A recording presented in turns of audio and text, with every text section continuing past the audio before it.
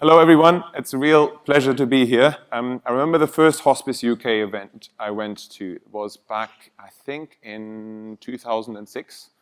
I was a junior doctor then, and I managed to get some funding from Hospice UK to come to the event and present a poster, and I was really excited about it. And I'm equally excited today to stand in front of all of you and talk a little bit about my experiences with the media. Now, I sort of realize there's a lot of you in the room who will also have a lot of experience with media, perhaps I've already spoken to some comms people today. And this presentation today I've made together with some comms people who've given me tips and advice on how to deal with that phone call if someone from the press or from television or from the journalism profession gets in touch and is interested in palliative care, interested in your hospice setting, and wants to talk to you. Certainly my response about 10 years ago would have been to run an absolute mile. And perhaps that's changed a little bit. But I just wanted to talk about those experiences a little bit and give you a bit of an overview of what I've done. I'm a consultant in Cardiff, in Velindre Cancer Centre. I also work in a general hospital, University Hospital of Llandoch. You may have heard by my accent that I'm not originally from the UK. I'm German. I came over here to study in Scotland, actually in Dundee in 1995. And I've always very much enjoyed the UK. I love living in Wales. And never did I dream that one day I'd end up on the BBC. So I learned about the BBC at school in Germany. It was this big institution, and that one day I would be featured on the BBC, I didn't quite imagine. So you may have noticed the slight spelling mistake in the title there. So the secretaries at work all thought the title Palliative Care, the Media and Me sounded far too self-indulgent. And so they added the patient at the end. So it's not my German misspelling and my poor grammar. It's the secretaries that added the patients. And a lot of the stuff that has happened in here and that I'm going to present over the next slides is really centrally about the people that I work with, the patients and their carers, who I've had amazing conversations with and who've allowed me to publish some of the stuff and actually have published themselves some of the things they felt was important in our conversations. So a lot of patient stories today, really, which is what it's all about. A lot of stuff about DNA CPR, do not attempt cardiopulmonary resuscitation, which is one of the topics I'm very interested in. Social media, my own reluctance to start with it, but now using it hopefully as a force for good.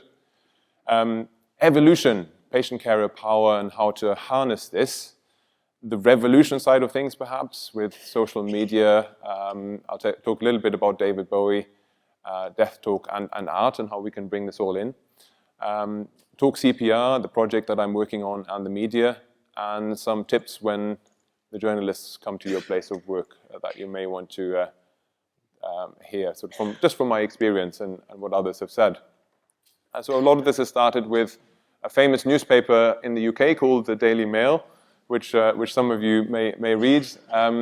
But this is the only time I ever bought the Daily Mail, because I was so incensed by the title. I thought, right, I'm going to buy this and keep it and show it to the medical students and nursing students that I teach on a fairly regular basis.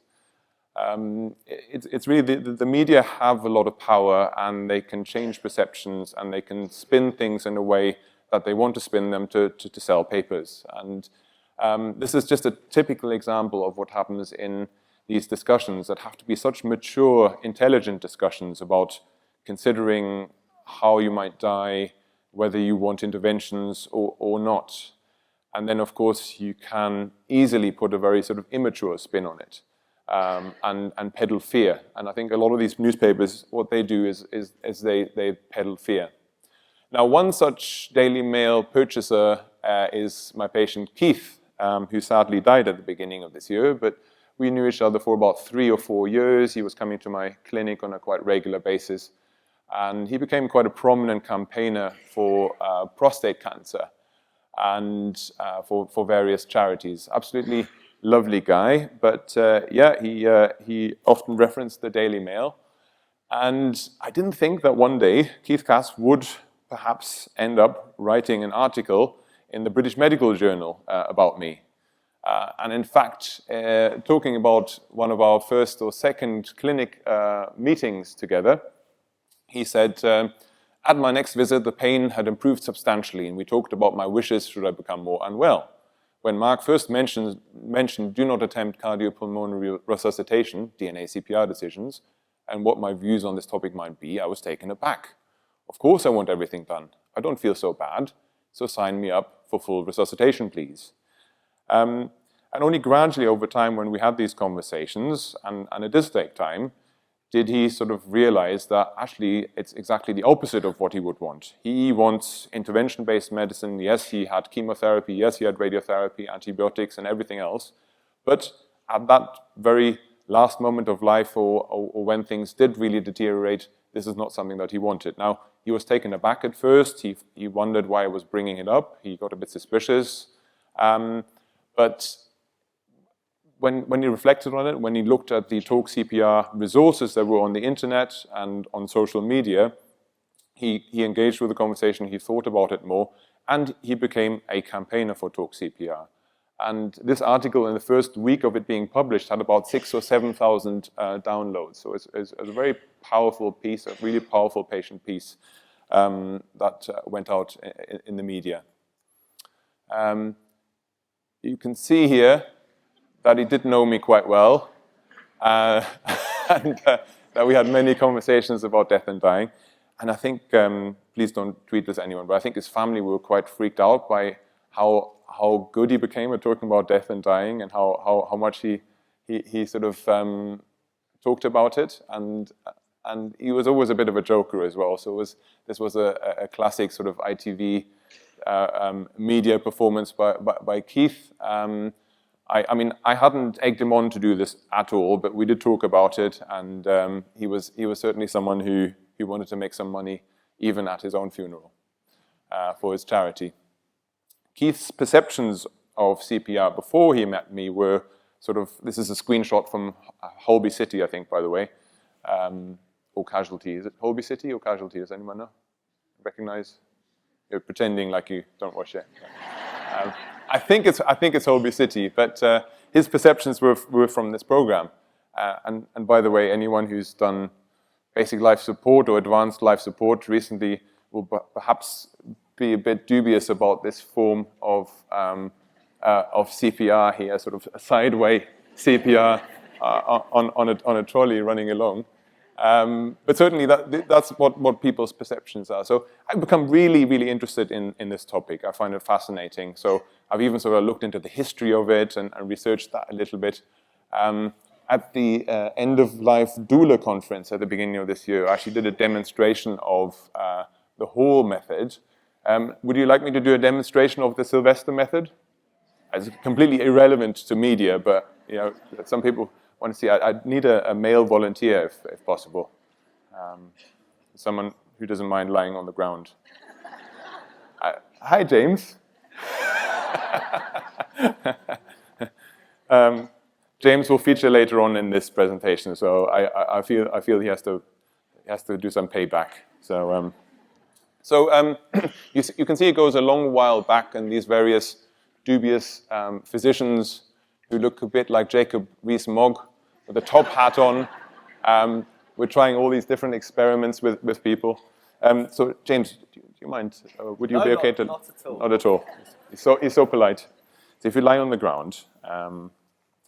So the whole method I've already demonstrated. I wasn't so impressed with that one, but the Sylvester method actually, I think, is actually quite good. If you think this was back in 1858, Henry Sylvester is a London physician, and essentially what he does is, sorry, James, he lifts up the arms like this to expand the sort of chest wall, and then he brings them together and he pushes down hard onto the chest, and he does that repeatedly. So like this. And you can see why that might work, you know. So, and thank you very much, James. Really appreciate it. Big line of applause for James.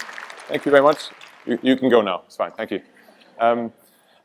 You can see why that might work. And so over the years, it's very much developed. But of course, good cardiopulmonary resuscitation, and many of you will be trained in this, also relies on good media. and good spread, so that everyone can, at the very least, give basic life support. So, Boy Scouts learn it, Girl Guides learn it, and it's really developed over the year. And if something changes, that has to be a very big media campaign. So I thought it was quite interesting as well. Did anyone see the Vinnie Jones advert? Had absolutely thousands of views on YouTube, hard and fast, and he's sort of championing sort of good CPR. But of course, there's the flip side of it. So CPR has been very successfully spread everywhere, and everyone must have it, and everyone must give it, and everyone has to be trained. The complexity of when not to give it hasn't been addressed particularly well. And that's where some people have come in and sort of said, oh, hold on a minute, we need to have another conversation about this. And anyone who's worked in the healthcare setting, and especially sort of junior doctors, junior nurses, will know that there often is that arrest call where you think, oh no, I can't believe this. And CPR is in full action, and it has such a low success rate. So talking about success rates, I looked at various papers, and this one is quite an impressive one by Ibel and Afonso some years ago, where they looked at the success rates, and they were very, very low. So 1.9% for people with cancer that had spread was the success rate of CPR for a patient to actually leave hospital. So very low success rates and a lot of morbidity with it as well. And that somehow doesn't come out in the various campaigns. So I suspect somewhere in the UK, there's similar to Hospice UK conference, there's also a CPR or Resuscitation Council conference, and the people in those charities think, how do we promote better CPR? And is DNA CPR something that we should promote? And they probably conclude every time, no, that's not something we should promote. We should be really flying the flag for CPR. So I wrote a sort of Guardian article about the issues that I faced and felt that were really important to note down. It sort of went viral. It was shared over 100,000 times.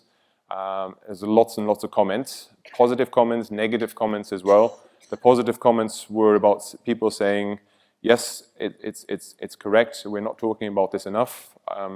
GPs were saying they would print this article out and put it in their waiting room, which I wasn't so sure about. And the negative comments were more about, but how can you say this? And we have to promote good CPR, and every life is precious. And perhaps some from campaigners for CPR saying you mustn't muddy the waters, people have to give CPR. So it's a complex area, and you can't get too cross with people. But if you find the Guardian article and want to have a read, the comment section is probably actually more interesting than my article. So, because it kind of shows where people are at. So yeah, palliative care in the media. If you type, even if you're not interested in Twitter, and my registrar doctors often come up to me and say, should I join Twitter or not? I'm a bit nervous. It's a bit, potential for exposure and trolling. And I often sort of recommend, well, have a little try, check it out. Don't post anything, but just get a feel for it. Go on there and type a few keywords in. Follow some researchers that you're interested in. Some actors, some journalists, some medical journals. It's a nice way of learning and gaining more information as well. Hospice UK certainly use it to good effect. And yeah, if you type the words palliative into the search engine, a lot of very interesting topics come up, some unexpected stuff sometimes as well. So this is the good and the bad of social media, the very loud dialogue. And this conference is about evolution and revolution, and I suppose you all are people who perhaps want to sort of look at what's going to happen next in palliative care, what's going to happen over the next few years, and social media will certainly take a big part of that. And I guess it just takes a little bit of bravery sometimes to engage with social media. Many of you do. Many of you will have had good experiences, perhaps some bad experiences as well. But the debate can become quite frenetic sometimes. And lots of different opinions on Twitter, and I've had some very heated debates with people. I've had some unpleasant debates with people about assisted suicide, about assisted dying. But I've also learned from people who are sort of on the other side of the debate to me and hold different opinions. And and I think that can then be valuable. But certainly, if you look in very traditional terms of left brain thinking and right brain thinking, I think sometimes social media taps into the sort of emotional right brain thinking of people, and perhaps is less good at promoting evidence and backing claims up with evidence.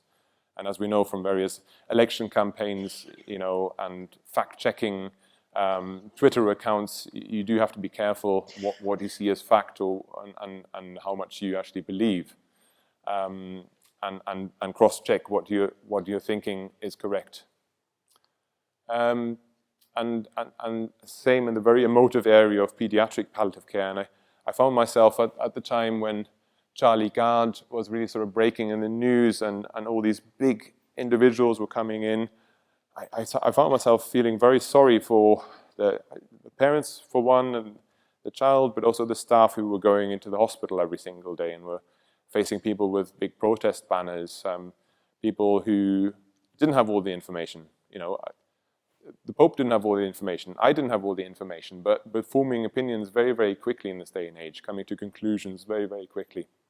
And I even found that some palliative care people that I knew from the United States were sort of a very different opinion on social media than I was. And I did find that quite interesting. But the General Medical Council actually gives some quite useful advice. A few years ago, you went to the websites, and the main advice was don't do it, don't engage. It's a mistake, it's an error.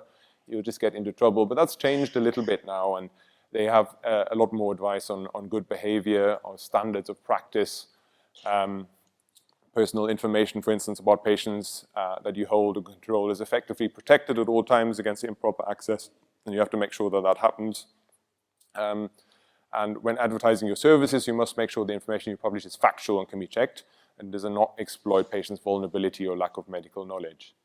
The British Medical Association is also quite positive about the use of social media for good and for public health campaigns, for instance.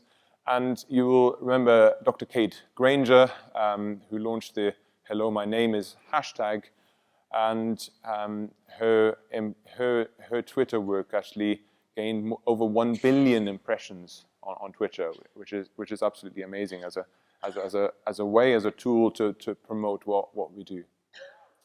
And the darker side of things, I mean, again, I didn't know this, but back in 2016, the Crown Prosecution Service actually introduced greater powers for prosecution of internet trolls, and actually people being jailed for trolling as well. So that's quite useful to know. I've been trolled on multiple occasions. It's sort of quite nasty sometimes. Some allegations of being a murderer, being a euthanist, being a Nazi, and various things like that. And it does affect you when it happens. And I suspect maybe I've developed a bit of a thick skin to it. I don't know. And I suspect a few of you in the room here have been trolled. Palliative care is a topic that attracts a lot of attention, sometimes very negative attention as well. And also, I didn't know that the Citizens Advice Bureau has a very helpful guidance on what counts as harassment. So if you didn't want to immediately phone the police, you could phone Citizens Advice, and they can give you some ideas as to what counts as harassment and what isn't. And their website is quite useful as well. I promised I would talk a little bit about David Bowie and my experience with the media from that episode. Now, I'm always a bit tentative when I talk about this because I know a few people in the room have heard this story already. And in my own department in palliative care in Wilindra Cancer Center, the words David Bowie are banned, completely banned, because they're totally fed up with it, and I really understand. But I think it's always very nice. I'm always very happy when people ask me to talk about it a little bit, about this brief episode in my life. After David Bowie died, I was very sad. I was a very big David Bowie fan, and I went to the hospital that day, and with the hospital support team in Llandoch Hospital, and me and the nurses were talking about it. And the first patient I saw that morning was a new referral to us. She was a young lady, 69 years old, who'd just been diagnosed with metastatic cancer, and it was a new diagnosis. She'd just found out the week before, and she was quite shocked about it. But the first thing we talked about was David Bowie and his death, and we continued talking about this. It turned out to be quite a long conversation on this old Nightingale ward in Llandoch Hospital with the sort of curtains drawn around us. We got talking more about it, and then somehow through the conversations about David Bowie, we talked about our favorite music. She talked about how he died and what might have been there, and that he died at home, for instance, and that she would quite like to die at home as well, and was able to ask us some questions that sometimes only come up maybe in the second or third or fourth visit when I see someone. Just a remarkable conversation that I thought about, and I didn't think any more of it. But then it was coming very close to my annual medical appraisal, and I thought, I've not done anything much for it. I need to do a little bit of reflection, and actually, it would be nice to reflect on something that I really like and something quite remarkable like this. So I wrote the story down, and it sort of grew longer and longer, and then it sort of felt like it fitted into sort of a blog that I could write something about my own experiences with David Bowie, how it had affected different parts of my life growing up in Germany, the fall of the Berlin Wall, and various other things, and leading up then to this conversation. So I went up and asked her, would it be okay if I published this as a blog on the British Medical Journal Supportive and Palliative Care website? And she was really pleased. She was really happy to do it and agreed to it. And so it ended up on the British Medical Journal Supportive and Palliative Care blog site. Speaking very honestly, I mean, usually that blog gets about maybe 30, 40 hits or so of sort of interested people, but it just felt like it had a home somewhere on the internet. And then the following days, it was a Sunday when I tweeted the link to the British Medical Journal blog, and then the Mary Curie charity retweeted it, and they have a very big reach, as do Hospice UK, I suspect Duncan Jones, who's David Bowie's son, perhaps is a follower of the Mary Curie charity. He lives in the United States. He's a film director. But he retweeted it, and his last tweet had been, "I'm going to be silent on social media for a little while." But everyone was kind of watching his Twitter account, and this was the only tweet he put out in the 2 or 3 weeks after his father's death, so people were focused their attention on it. So my entire Twitter feed went completely nuts, and I didn't quite know what was going on. Some kind lady sort of suggested that I go back to, and she put a screen grab of when it had been retweeted, so I found out where it had come to.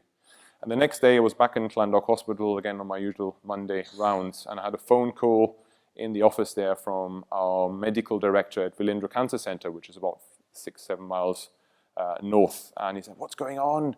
ITV and CNN have phoned. What have you done?" And I mean, I felt very, very guilty and very nervous at the time. And I think perhaps like many people in palliative care as well, sometimes I get a bit of sort of imposter syndrome. And I certainly at the time I felt I shouldn't shout too loud, and this was going too far. And if I could have stopped it at that point, I probably would have reversed everything I had done. So lots and lots of phone calls, went really frenetic. I went home that evening. I mean, luckily the Llandoch Hospital is a data black hole, so you walk around with your mobile phone and you're completely oblivious what's happening in the wider world. But I went home that evening, and I got back home, opened the door, shut the door, and then there was a knock at the door, and there was a young man there from a newspaper, so from the media. "Are you Mark Taubert? Did you write the letter?" And I went, "Oh, how did you find my address? What's going on? Why are you here at my private address?" And he didn't say. And then I asked him, "What newspaper do you write for?" "The Daily Mail." And I politely asked him to leave. Because he was a young guy. I mean, I didn't want to give him any abuse. I said, "No, I'm not the biggest fan of the Daily Mail." At the time, the Daily Mail, again, the media portraying medics and doctors, it was the time of the junior doctor strikes, and they were finding pictures, Facebook pictures of junior doctors drinking champagne on beaches, on honeymoons and things like that, and saying, "These are the doctors who are striking." So, and I was just thoroughly fed up with them. So I said, "No." The next day, an article about me was in the Daily Mail, and what they'd written was Dr. Mark Taubert, speaking from his house in the leafy suburb of Pontcanna in Cardiff, said that today had been an unusual day. And then they put an account of the whole letter in afterwards. So it sounded like I'd given an interview, but the today had been an unusual day bit at the beginning of the article was actually something that I'd said to another journalist from a local newspaper, The Echo. And so they put those two things together. And that's sort of how they work, and that's how dubious they are in some ways. So that was my Daily Mail experience.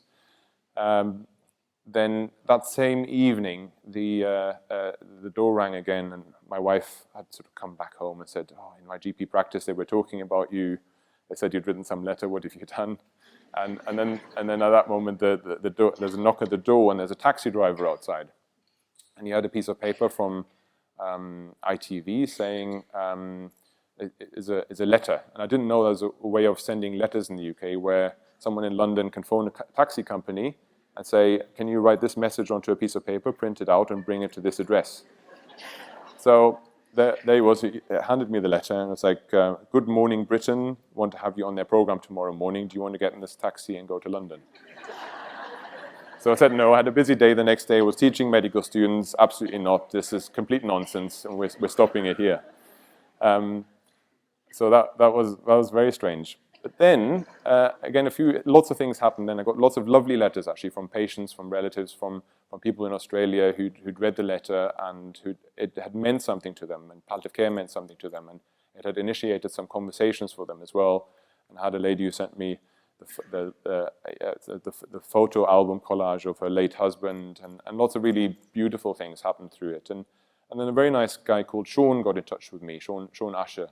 And he said, "I organize an event that curates letters and reads out letters." And it's an event where important letters from the past, from history, and even from now are read out, and we'd like to read your letter out. And I said, "Oh, yeah, it's absolutely fine." He said, "Would you like to read it?" And I said, "What date is it?" And I couldn't make that date, and it was in London. And it got closer to time. He said, "Can someone else read it?" And I said, "Yes, absolutely fine." So I came to the event, and then on the day of the event, he said, "We've got a few celebrities reading out the letters, as Jarvis Cocker from Pulp would like to read it." And I was a big Pulp fan in the 90s. I was, "What? Jarvis Cocker?" And I really couldn't believe it. And he was reading it out at this event in London. And then I got Jarvis Cocker wanted to meet me. I was, "What?"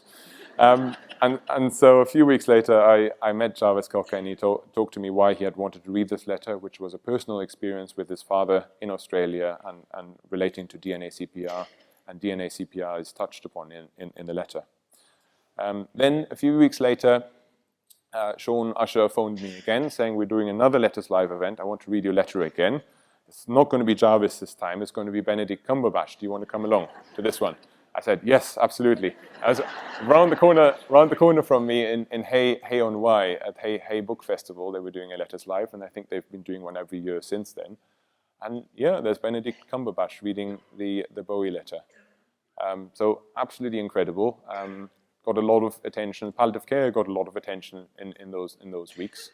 And important messages on advanced care planning, which were within the letter, which felt important to talk about, were there. And this particular section here, I'll give my voice a rest, and I'll let Jarvis Cocker do the talking for a moment. Oh, we need sound, I think. CPR in the last hours or days of your life, or even considered it. Regrettably, some patients who have not actively opted out of this treatment still receive it by default. It involves physical, sometimes bone-breaking chest compressions, electric shocks, injections, and insertion of airways, and is only successful in 1% to 2% of patients whose cancer has spread to other organs in their body. It is very likely that you asked your medical team to issue you with a do not attempt cardiopulmonary resuscitation order. I can only imagine what it must have been like to discuss this. But you were once again a hero, or a held, even at this most challenging time in your life. And the professionals who saw you will have had good knowledge and skill in the provision of palliative and end-of-life care.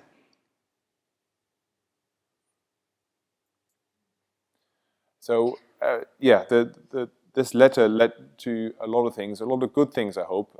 One of the people at the Letters Live event at Hay Festival was Dylan Jones, the editor of UK GQ magazine, and he is a huge Bowie fan. So he met with me, and into his book about David Bowie, A Life, he puts the various stages of David Bowie's life, including the end of his life, and the letter is in there. In March I've not someone who's written a book and goes around and signs their book for people, but the next year in March, Sean Usher is bringing a Letters Live music book out. I think it's just a sort of paperback copy, but I might start buying a few copies of those and maybe signing it for people, and I feel really important. No, it's nice how the message was able to spread. Completely random, really. I would never be able to replicate that in a million years. But it just had a huge impact, and got me some experience with the media, good and bad. On a different level, on a sort of more local level, we've worked on different projects with the media. For instance, we organized a death cafe in the Welsh Valleys. It was a lovely event. We managed to get everything for free. We got some press coverage. We got a famous rugby player there on the right playing guitar. Does anyone recognize him? A Welsh rugby player and pundit? No, we're in England. Phil Steele, yeah, someone had it there. He's a lovely guy, very funny guy, but he's had a lot of bereavement in his life, and he talks very openly about it. He's got a book called Nerves of Steel, which is a really lovely read about the various people he's lost in his life. And he was there, and he did a little song, and it really got people talking.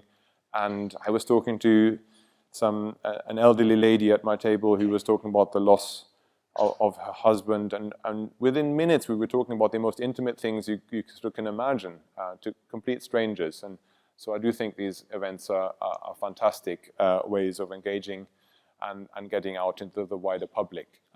The local media were very good. BBC Radio Wales covered it as well. And so it was really a day where the media was a force for good and got people talking more about this important topic.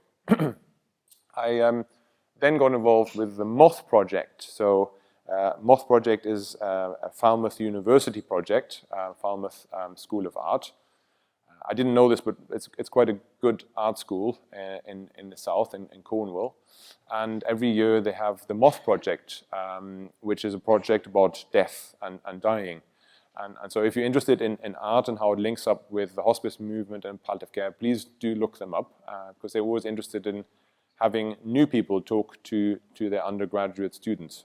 So I went down and really engaged a bunch of students. They did a death over dinner project. I went to their workspaces where they do a lot of their art and where they do a lot of their design. Spoke to about 20, 25 really engaged young people who were studying art. And then they all had to go off and do an art project on death and dying for the next 4 months. And I was going to be one of the judges. So that felt really interesting. So I gave them a brief to do something. I talked to them about the concepts of CPR, about palliative care, about DNA CPR. And they really got it. They were a really bright bunch. They asked some really intelligent questions. Some of them, despite being young, had lost parents, had gone through really tough experiences. And the lecturers really got it as well. Not surprisingly, they had set up the Moth Project, so they were very interested. And one of the artworks that came out of it was one of the videos, which is now on the Talk CPR website, which is a stop frame animation video they produced. It would have cost me tens of thousands to do this, and they did this for free.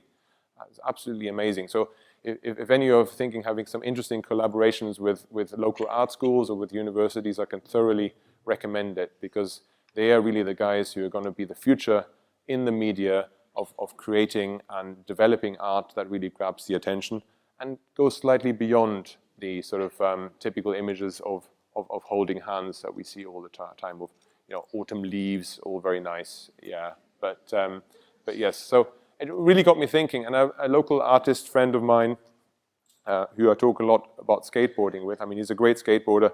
I used to skate as well, I have to say, but I had a very cheap skateboard. And so I wasn't the most amazing skater when I was 16, 17.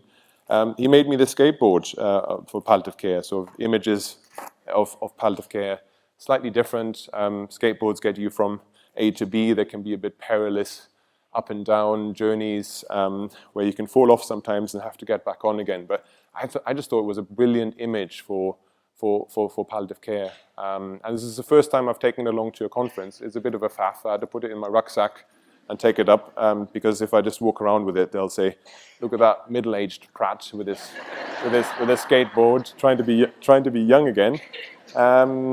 It's actually my 45th birthday tomorrow. So yeah. So yeah, the problem with this is if I took it to a local event and people start getting on it and showing off their youthful skills, and then they fall off again. And I've got a story about that in a moment, actually. But yeah, I thought I'd just showcase that as a sort of different way of using art to demonstrate what palliative care is and what it means. And so we wrote this up. The NICE website has a sort of shared learning database, and we wrote it up for the NICE website to link in with some of the NICE guidance on end-of-life care and palliative care as well. So you can use art and actually put it into something that you wouldn't usually associate with art in quite a clever way.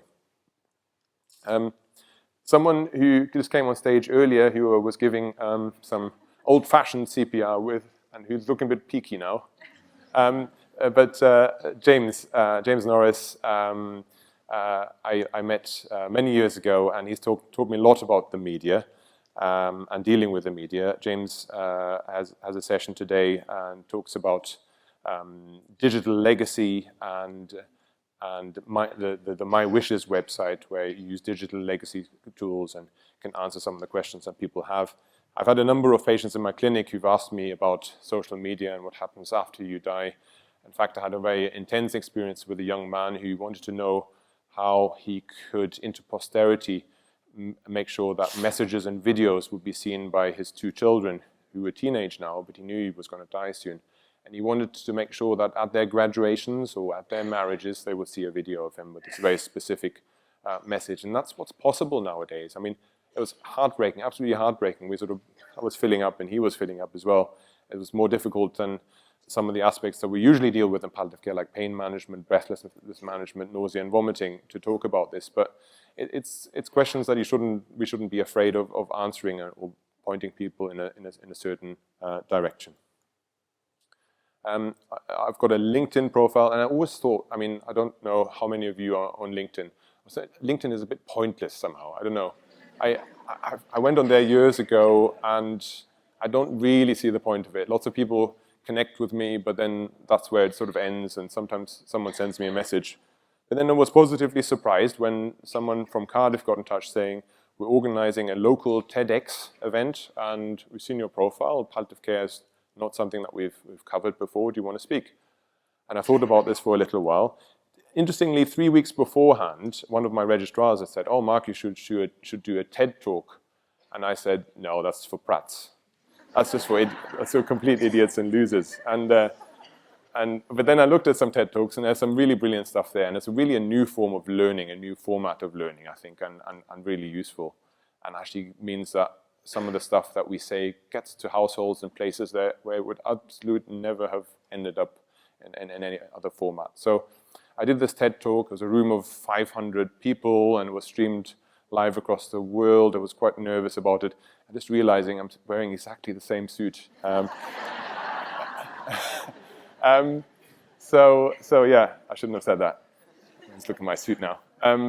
But yeah, useful ways of getting our message across. And I talked not about myself, because I think sometimes that you can talk about yourself, and maybe that's the reason why I changed the title a little bit today as well. But actually, it's more about your experiences. And I actually brought across the experience of 4 of my patients and what they had said and what I had learned from that. And I think people fed back later that they found that very valuable and very useful and had really changed their minds about a number of things. So the media and how we use it and how we put things out there. Now, this is from a Guardian piece. Not everyone reads the Guardian, but there's different ways of kind of talking about how we portray some of the things that are very important to us and how we get them across. And certainly the Talk CPR website, if you have a little bit of time at some point, maybe to have a little look at it, you can maybe look at the Falmouth art video on that one. But I show this to patients now all the time. And you might say, well, Mark, that's all very well and good for media-savvy patients to access. How do you ensure that people in the community, people in the west of Wales where there's not 4G access and a lack of data, get hold of this as well? Again, another clever media trick that I saw in the Wales Millennium Stadium in terms of how to spread messages is via these cheap little video media pads. So I got quite interested in that. Usually companies like BMW or Coca-Cola put these out, put them on tables at corporate events, and you can press the buttons and then videos come up. So I thought, well, if people can't access the internet so easily, or if you're in a ward setting or a GP might want to pop one of these in their bag, then these little things are quite useful. And if you mass produce these, then they become quite cheap at sort of £20 a piece. So we managed to get a bit of funding. And I pitched this that every GP practice in Wales should have one of these, and they're rechargeable. I'm just going to hand this around the audience. I hope I get it back at the end. I've lost one like this in the past, but it won't be terrible. You're going to press the buttons and it plays a video to patients about this important topic and gets the message across. Most of the time, I must say, next to patients' beds, they've got smartphones, they've got laptops, they've got iPads. And you say, go on talkcpr.com, have a little look. Look at video number 2, the black and white video. Maybe show it to your family this evening, and then we'll have another conversation about this topic maybe tomorrow. See what you think about it. And it kind of maybe creates a more fair hierarchy, because I know lots about CPR and DNA CPR, and these people have just entered healthcare and they haven't got a clue, and they're tired and they're knackered and they're on opioids and they can't think, and all this information is streaming in. So I felt it created a more useful hierarchy in terms of having an adult conversation about a difficult topic. With the help of James, we also created an advanced care planning website for people to access and look at some very useful videos explaining in very basic terms what advanced care planning is all about. Lots of help from different charities, including Dying Matters and the Now collective in Wales, in creating this as well. And to underpin all this with some good research and some good evidence, we also published the Talk CPR project and the evaluation of it as well. So we evaluated it with the nurses, GPs, junior doctors who have these conversations a lot of the time, patients, carers. And in fact, when I went to one of the patient carer groups and presented this, one of the first things was, why haven't you done this already? Why has no one done this already? And they were a bit incensed that a few years previously, I'd been rebuffed by senior management and said, do not do videos like that. It's really tasteless. You shouldn't do that. So they were really shocked by that. So it actually shows where patient power is quite important. We sometimes think maybe as doctors, clinicians, nurses, oh, that's too sensitive. We can't do that. We can't get away with that. And they're actually saying, no, that's absolute bollocks. You don't treat us like children. We can discuss these hard topics, So, and that's certainly a learning I got from that. And one of the ladies in the patient carer group, she actually prompted me to write this article, because she said, why aren't the charities, why aren't people in the UK doing more so that the patients actually are the ones who bring up the topic with the doctor and the nurse in front of them? Why isn't that happening? Why does it always have to be the doctor, the nurse, the social worker, whoever, who brings up these ceilings of treatment conversations? And I said, well, some of this work is happening, to be fair, but she said it's not having enough impact, basically. So prompted me to write this article about bringing up, the conversation and from a patient's perspective. where I reflected on it. And yeah, it caused a lot of debate on Twitter again. Interesting debate. I found it quite helpful. And even if I do get negative comments, sometimes I find those quite useful, and I engage with those because everyone's got the right to an opinion as such. So yeah, some people are saying the word empowering is just a buzzword. It means precisely the opposite, in this case burdening, and that doctors and nurses should be better at bringing up the topic. But yeah. The Talk CPR campaign has been accessed worldwide and used for teaching as well, and various locations across the world, including Africa.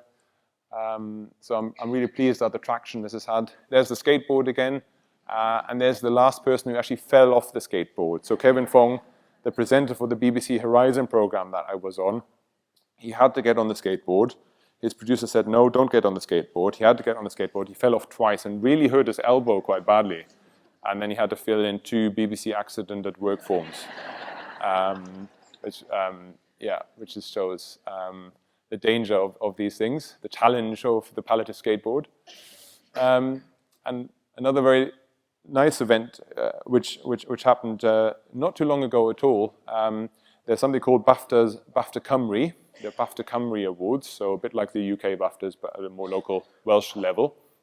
And I was on a program called Velindre Hospital of Hope. It's an ITV program, and with some of my patients, including one called Alison Edmonds, who I knew for about 3 years. She had quite advanced bowel cancer, and she was on the program talking very openly about things like CPR and the conversations she'd had with me about DNA CPR decisions and how important it was.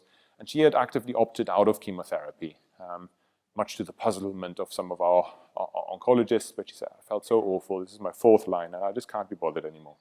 And I'm going to say no, but I feel awkward about saying no.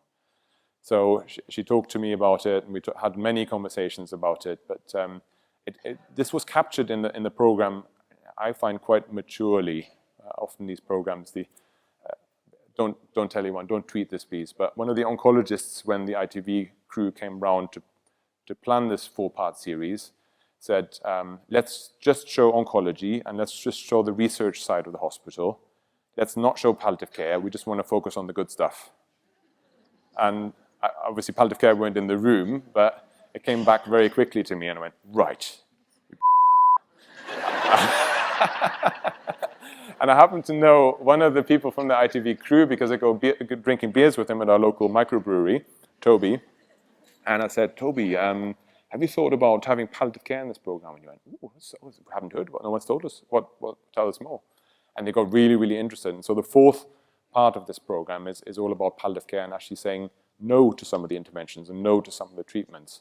And the 4th episode was put forward for a BAFTA Cymru Award, and it won its category. So there was me. 8 weeks before that, unfortunately, Alison died, and she would have been absolutely all over this. I think if she'd known that we up for a BAFTA, she would have held on, and she would have gone to the ceremony at all costs. But I took her husband and her son along, and they were invited, and we went up with the production team, and you can see how upset Colin is there. But it's a happy upset. So this meant something to him. He's a very quiet guy. He's a very introverted guy. Alison was very flamboyant and out there, and she would have been all over this. But he said she would have wanted me to be up there, and it was for her that we went there. So again, a very unusual media story. And just to end this, I just wanted to maybe give you some tips. A lot of you are very seasoned with the media. Some of you may not be. I think perhaps we all have a duty at one point to kind of maybe engage with the wider world and not just talk amongst ourselves, but bring and talk about the topics that we're really passionate about. And there's so many of us here in the room today that if all of us have that ambition to maybe talk to local media or newspapers or TV, then I think that's a good idea. So the GMC have guidance on it, and the BBC have guidance on it as well. And the BBC guidance is quite useful to look at because it kind of gives you an idea what code journalists should abide by. And I've certainly looked at that, and I found that quite interesting. So if you wanted to have a look, if a TV crew have recently asked you to film something in your setting, do have a little look. There's a few things to think about. One I didn't know was that there's a consent to film versus consent to broadcast. Consent to film is relatively easy. Someone might be filming me here right now. I haven't signed any particular forms as such. Consent to broadcast is a different matter, and it's actually a bit more formal, and especially big institutions like the BBC, for instance, have a very formal process towards it and can't just publish it. Of course, it gets breached all of the time, gets breached a lot at conferences, for instance, and things are broadcast all of the time. But I'd say if anyone comes to your place of work and wants to film, talk to the producers quite early on, get a feel whether you trust them. I've certainly had a bad vibe and a bad feeling about people, and in fact, James once warned me about someone, and he was completely right, actually. It was a difficult one, and I didn't go to certain topic areas that I felt this person might not be ready to think about properly. Always ask what the title of the program will be, and if they say, oh, we've not really decided on that yet, then say, well, what was in your pitch to the producers? What did you call it in that pitch? Because that gives you an idea, because you don't want to end up in a situation where you think the title of the program is something, or the topic of the program is one thing, and then at the last minute they completely change their mind, and you're talking about something, and then they put certain comments of yours into the context of a program on assisted dying, for instance. It's like, okay, that changes things a little bit. I consider taking the production team around your healthcare setting, introducing them to some people, just good manners really to warn your colleagues about it as well, on the wards and in the setting before there's lights, cameras, action, things that might disrupt normal flow. Actually, something I learned was we had a TV crew in our outpatients once on a Saturday. And what they did, which I didn't know they typically did, but they go to the fire alarms and they hang sort of rubber gloves above the fire alarms, because the lighting sometimes creates a lot of heat and can set the fire alarms off. Now, one of them forgot to take, after filming, the glove off one of the fire alarms. And then the fire officer, who's very astute in our hospital, he was like all over it, sort of like taking photos of it, and who was this, and what was going on, and I had to fess up, and then I had to do fire training. And he's a nice guy, Robin, but he takes things very, very seriously, and I was like, yes, Robin, it's fine, I do understand the hazards of this thing, but letting the fire officer know is a good idea, something I didn't know about before. And if you've not learned anything today from this talk, then that's at least one thing I'm sure you didn't know about. And reading the contract as well. So sometimes, I get excited, maybe, the TV camera's in, how exciting, how lovely, and it's the BBC, I trust the BBC, so I'll sign on the dotted line. Actually, it was a BBC contract that we had once, which has a standard clause in it that all the material filmed can be used into perpetuity.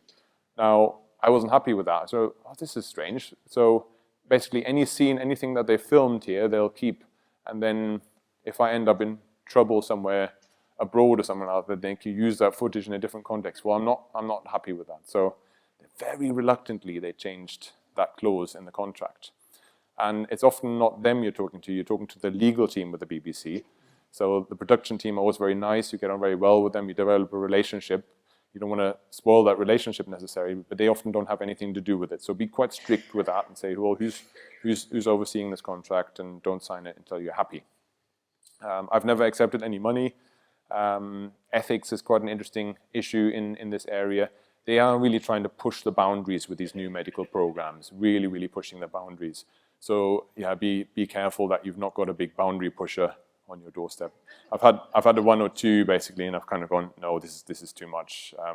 They want to be the first to show, I don't know, bad death or whatever, but they want the cameras in the room basically, and you just get a bad feeling about them that it's just more about how do you call it, exploitative television basically, of which there's a lot about. And the code should be discussed before the filming. In terms of what you feel is right and what you think should be done. I'm often quite strict and say to them, I expect you to dress, in a respectful way, like I would expect my medical students to dress. We had a bunch of journalism students in once who came in, and they were I mean, one of our palliative care nurses said, no, this is the jeans were sort of cut down to here, basically. I think some of the male patients on the ward would have been probably quite happy, but it was just completely inappropriate attire, basically, and she gave them a telling off, quite rightly, I think.